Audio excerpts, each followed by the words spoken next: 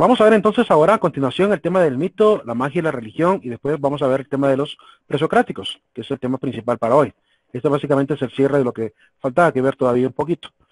La concepción no filosófica del hombre.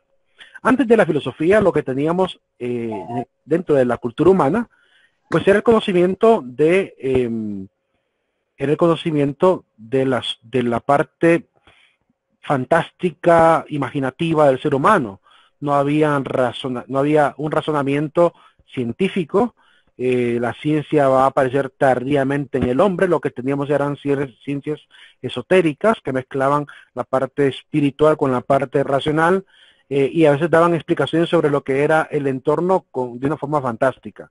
Entonces, vamos a ver el concepto de cada uno de ellos, ¿verdad? Para aprender un poquito también de el qué había antes de la filosofía y hacer el contraste después con lo que la filosofía traerá a la humanidad. Una primera definición de lo que es mito se encuentra en el libro de Pedro Chávez Calderón, que es Historia de las Doctrinas Filosóficas, que es el libro que les he facilitado ayer a través de la plataforma en PDF. Dice que el mito es el conjunto de narraciones y doctrinas tradicionales de los poetas acerca del mundo, los hombres y los dioses. Bueno, la definición de Pedro Chávez Calderón en parte tiene razón. Por lo menos en Grecia fueron los poetas los que generaron el conocimiento mitológico. Sin embargo, no siempre fueron los poetas. Antes de Grecia, en las culturas sumerias, los que van a generar la idea de los dioses no serán poetas, sino que serán los antiguos sabios, los que ya eran llamados los magi, también los sacerdotes sumerios. Ellos son los que van a creer que tienen el conocimiento, pues irán creando una serie de genealogías para ir explicando satisfactoriamente todas las dudas del pueblo. Entonces, va a ser la casta sacerdotal la que va a originar realmente las diferentes mitologías y genealogías, porque no solamente hablamos de unos cuantos dioses, sino toda una familia de dioses y semidioses, incluso seres fantásticos que van a estar alrededor de la explicación de lo que pasa en el universo y le sucede en la vida del hombre también. El mito es una narración, se usa con lenguaje simbólico. De hecho, vamos a ver más adelante, cuando mencionemos a los dioses griegos, cómo los nombres incluso de algunos dioses son el significado de ciertas palabras que hoy utilizamos. Es decir, que nuestras palabras tienen la raíz etimológica del nombre de algunos de estos dioses. Trata del origen cosmológico, el origen del cosmos. El cosmos es lo opuesto en el mundo griego a el caos. El caos es el desorden, el cosmos es lo ordenado. Y supuesto básico de una civilización y una cultura que hubo antes de la humanidad. Porque también los mismos dioses tienen pues ciudades, tienen ejércitos, tienen, ¿cómo se llama?, sirvientes, por lo cual es una cultura ajena a la especie humana que apareció antes de que el mundo fuera incluso formado. Hablan de dioses y procesos sobrenaturales, básicamente esas ideas. ¿Será que todos los mitos realmente son extremadamente falsos? ¿Siempre serán producto de la imaginación? ¿O tendrán alguna correspondencia con el pensamiento humano y con la conciencia humana? Algunos incluso han llegado a suponer que algunos de los dioses existentes son producto de una divinización de algunos personajes que quizá pudieron haber existido. Y esa es la postura que vamos a ver más adelante de Efémero de Mesene. Ya vamos a mencionar a Efémero. La razón versus el mito. La filosofía va a venir a traer este gran cambio. Pasamos con la filosofía de dar explicaciones mitológicas a dar explicaciones racionales de lo que sucederá, de lo que sucede con el universo. Es decir, los filósofos van a ser los primeros en poner en duda y en tela de juicio la existencia de los dioses. Y aunque no todos se convirtieron en ateos, sino que incluso Sócrates era muy creyente, pero significa que ellos sí lograron al menos hacer la separación de lo que era el conocimiento que provenía de estos antiguos dioses con el conocimiento que produce el razonamiento humano. La historia entonces versus el mito es de los griegos, y la historia versus el mito será el de los judíos. Los judíos van a vencer el mito hablando de un evento histórico, la aparición del Dios verdadero.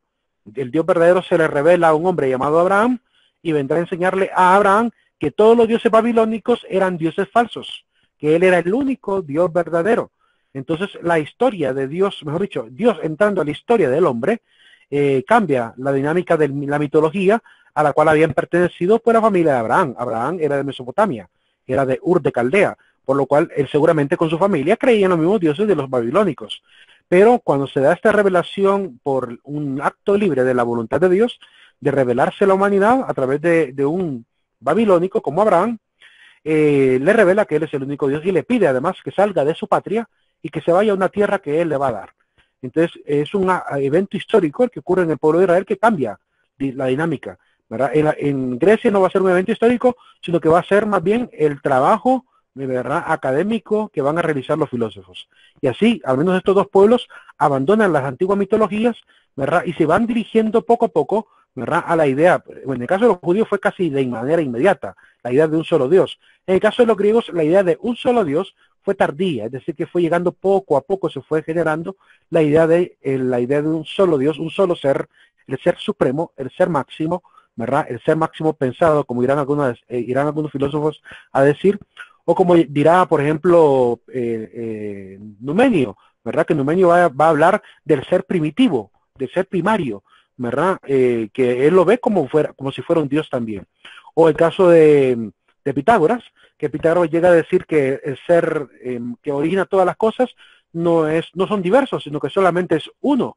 Es el uno realmente, y en latín eso se transforma en el unum, N-U-M al final, unum, y él cree en el unum, en el único ser que originaría todas las cosas.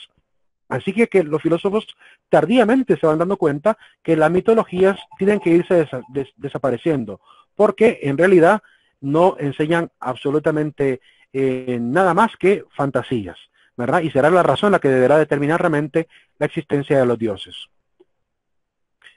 Algunos mitos coinciden con el logos. En cierta manera, pues algunas cosas que vamos a ver más adelante, pues tienen cierta relación con lo que se dijo en los antiguos dioses.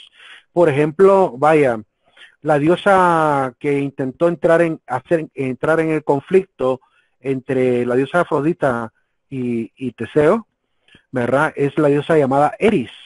Y la diosa Eris es la que se mete para generar un conflicto, para generar una disputa entre un ser humano y una diosa. Entonces, por eso es que a esta diosa que se le llama Eris, a ella, de su propia palabra, el nombre que utilizamos para nombrarla a ella, sale una disciplina dentro de la filosofía que se va a llamar erística.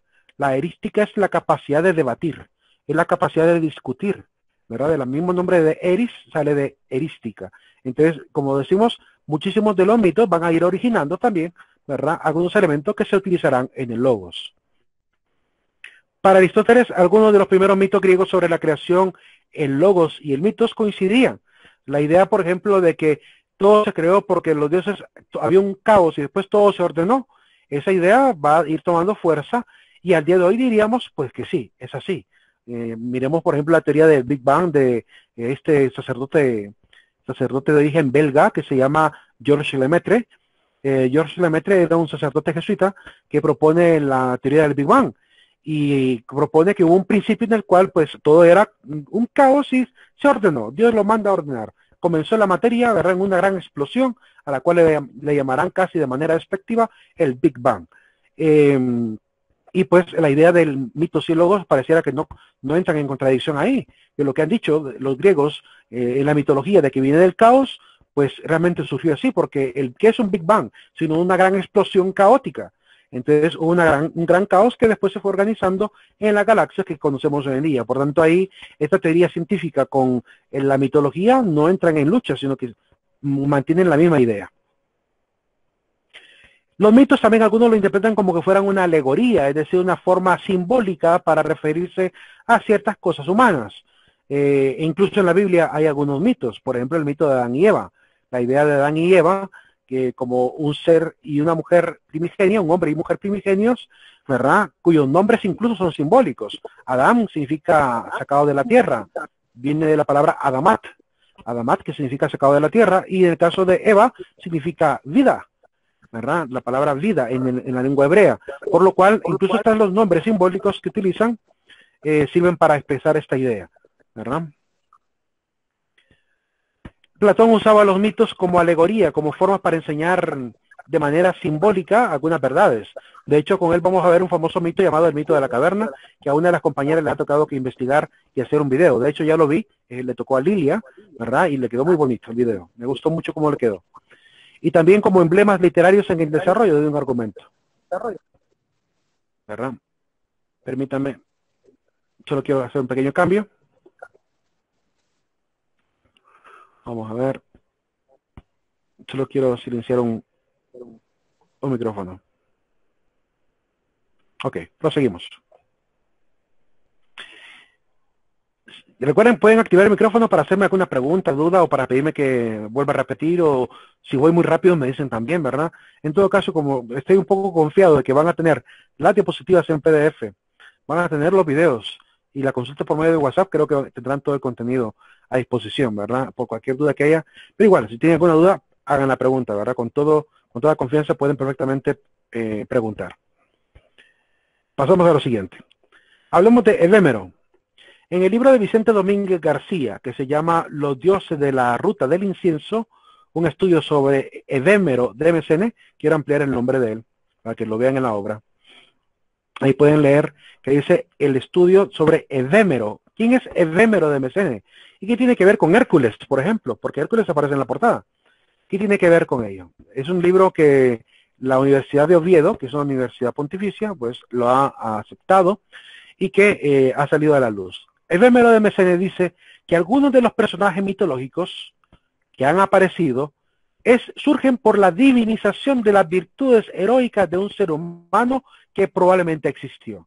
Por ejemplo, al hablar de Hércules, Hércules no es un ser mitológico según Edémero, sino que probablemente Hércules sea un ser igual que Sansón, que fueron grandes héroes, campeones de batalla, pero que sus cualidades fueron elevadas al extremo de forma de un género literario que hoy llamamos el género epopéyico, y que generó pues la idea de que este ser era supremo, ¿verdad? Era un ser a grado que era hijo de dioses, como el famoso Aquiles, que de Aquiles sabemos que existió, que es un personaje histórico, pero se le dice Homero, que él es hijo de una diosa, ¿verdad? Hijo de un ser humano y de una diosa. Sin embargo, desde la historia decimos que Aquiles existió. Entonces, ¿cómo es que existió alguien que se dice que fue hijo de diosa? ¿Qué significa que haya sido hijo de una diosa? Bueno, la idea es más bien del poeta, de hacer pasar a un héroe como hijo de divinidades, para poder elevarlo, evidentemente, a un nivel de honra que debe de dársele por haber sido un héroe en la antigüedad. Edémero de Mesene vivió por el año 330 a los 150, y él escribía, por ejemplo, los dioses paganos no son más que personajes históricos de un pasado mal recordado, magnificados por una tradición fantasiosa y legendaria. Es probable que la mayoría de los dioses hayan sido personajes que realmente existieron y que lo único que ha hecho es dárseles cualidades místicas a cada uno de ellos. Esta definición de la mitología fue aceptada por los filósofos de la Ilustración, ¿verdad? Que más adelante veremos también. Veamos algunos ejemplos. Este es un poquito rápido, lo voy a pasar un poco rápido porque no me voy a detener demasiado en algo que es prefilosófico. En Mesopotamia tenían varios dioses, el dios Baal o Moloch, que es una forma de dios toro, era superior a todas las demás deidades, ¿verdad? Era el dios de los caldeos y de los asirios. También tenían otros dioses secundarios, como el dios Marduk, que era también un dios nacional, ¿verdad? O Merodach, aparece en algunas literaturas medievales, que es pintado como que fuera un diablo, un demonio que devora a sus hijos. Ishtar, la diosa del amor. Antú, que es la diosa creadora. Enurta, que es el dios de la guerra. Erra, que es el dios de la guerra también, de los disturbios y las revueltas. Ea, que es el dios de la sabiduría. Y Simud, que es el dios mensajero.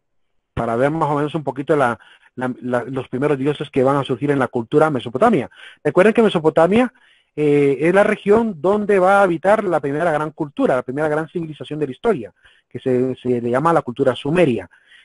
Así que toda la zona del Sumer, que va desde el Golfo Pérsico hasta lo que hoy en día sería pues la costa de Palestina, toda esa zona de creciente fértil, incluyendo la parte baja. El creciente fértil es la zona desde el Golfo Pérsico, toda la zona de lo que hoy es Irak, toda la zona de lo que hoy es Siria, Israel, hasta Egipto. Toda esa media luna que se forma en el mapa mediterráneo es básicamente lo que llamamos el creciente fértil. Pues en la parte central del creciente fértil, la parte oriental, ahí surge Babilonia y surgen las primeras grandes civilizaciones de la historia.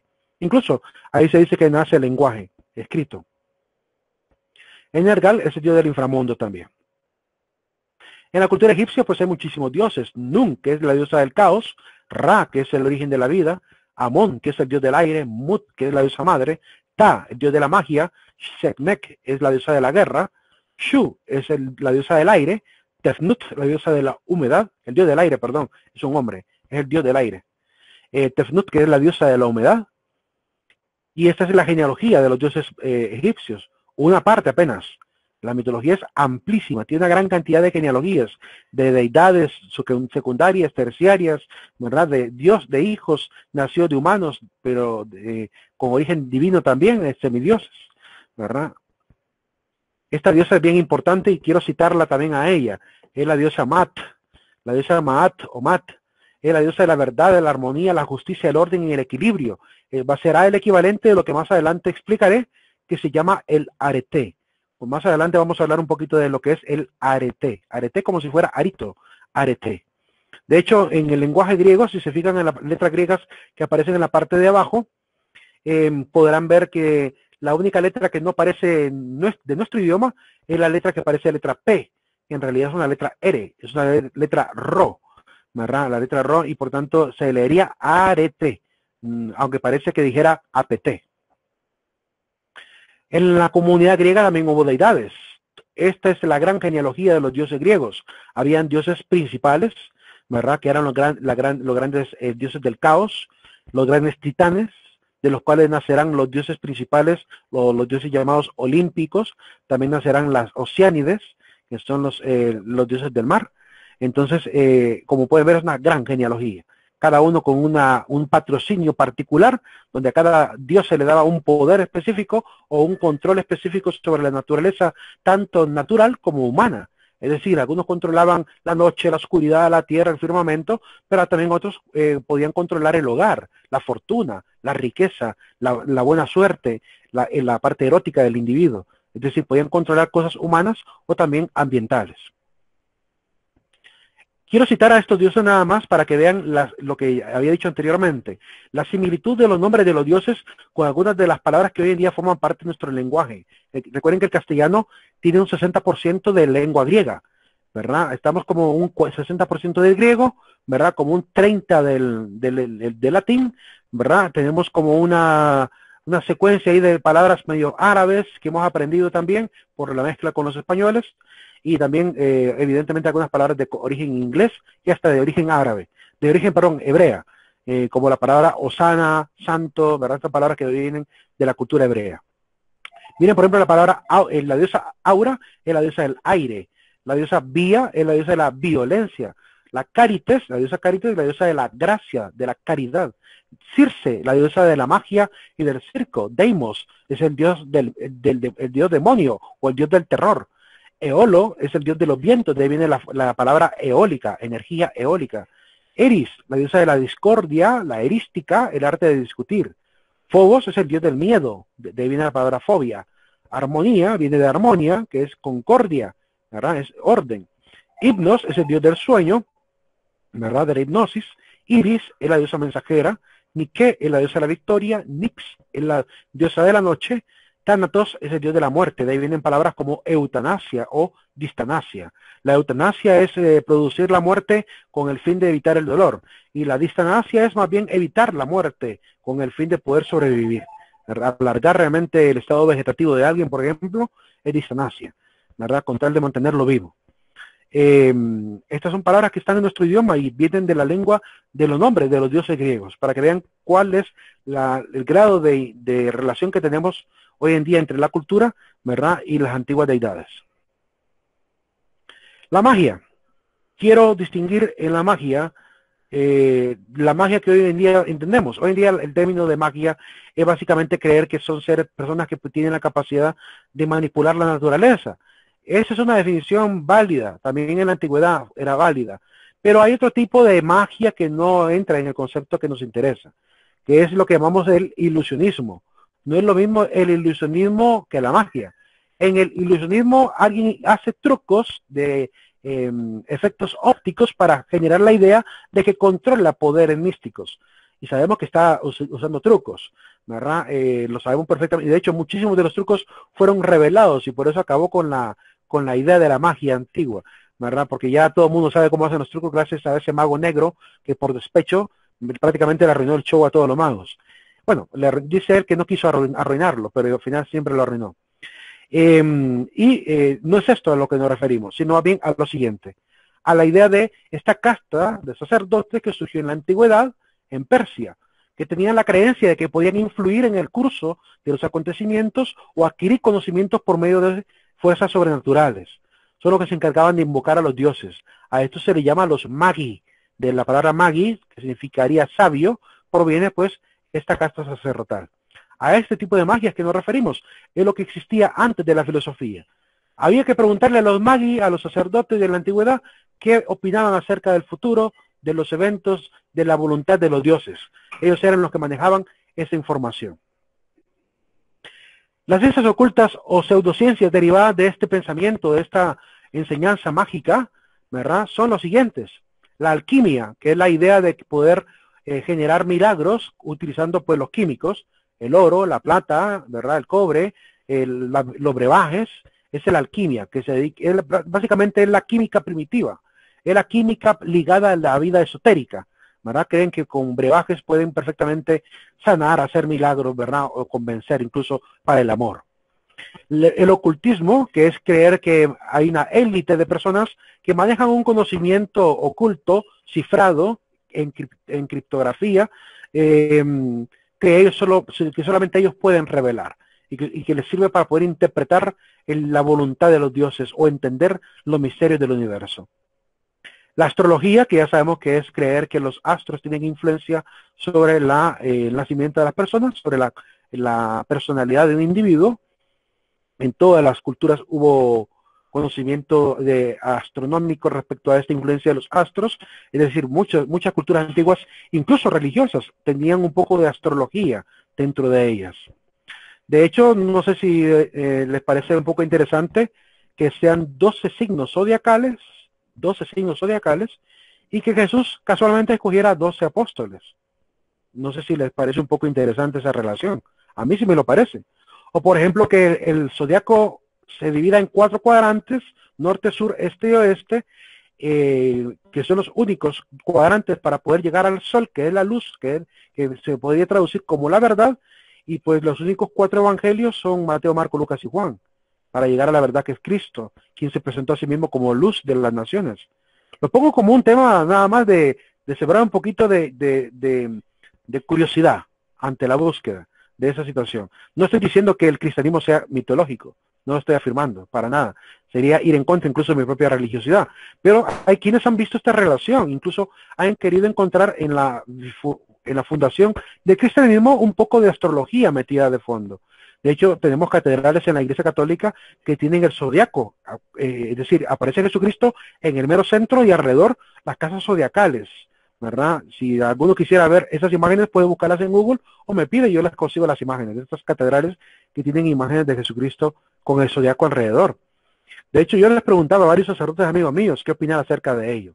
Bueno, en parte también la Iglesia, hay que entender que la Iglesia Católica tenía muchísimos astrónomos, ¿verdad?, ligados al Papa, razón por la cual el calendario que ocupamos para celebrar las fiestas cristianas están ensambladas en función de cumplir con el tiempo cronológico, es decir, que están en función de un fenómeno astronómico que es la luna llena de la Pascua judía. Entonces, en función de este fenómeno astronómico que es la luna llena de la Pascua judía, de la Pesaj, todo el calendario litúrgico pues se armó en forma pues astronómica, ¿verdad? Entonces no es extraño que las fiestas estén organizadas así, para llevar un orden cósmico de las celebraciones dedicadas a Dios, ya que Dios es el dueño del cosmos, Él es el que puso ese orden, pues nos regimos por el orden de Él. Así que ahí podemos encontrar un poquito la explicación de por qué entonces Jesucristo aparece rodeado del zodiaco. La adivinación.